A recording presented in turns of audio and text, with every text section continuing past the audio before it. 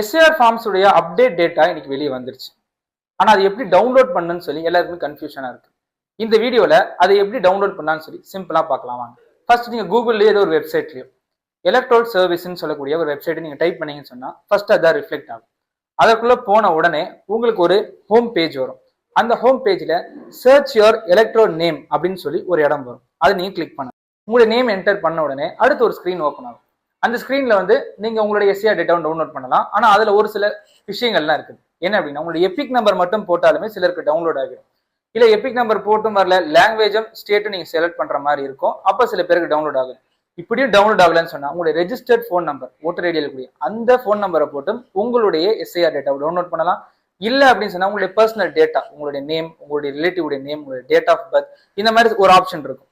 அந்த ஆப்ஷன்ஸையும் நீங்க கொடுத்து உங்களுடைய எஸ்ஐஆர் டேட்டாவை டவுன்லோட் பண்ணலாம். கீழே கான்ஸ்டிடுவன்சின்னு ஒன்று இருக்கும். அது அவ்வளவு முக்கியத்துவம் இல்லை. அதை நீங்க போட்டாலும் சரி, போடலனாலுமே உங்களுடைய டேட்டாஸ் டவுன்லோட் ஆகும்.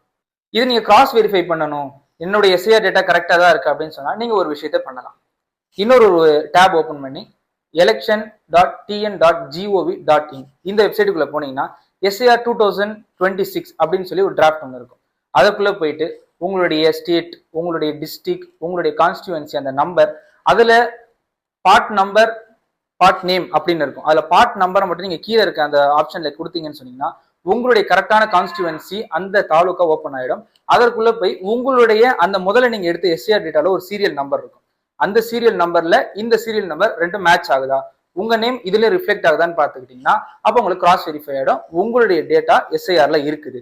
ஒருவேளை அப்படி இல்லைன்னு சொன்னா உங்களுடைய டேட்டா எஸ்ஐஆர்ல இல்ல, நீங்க அதுக்காக அப்பீல் பண்ணணும்.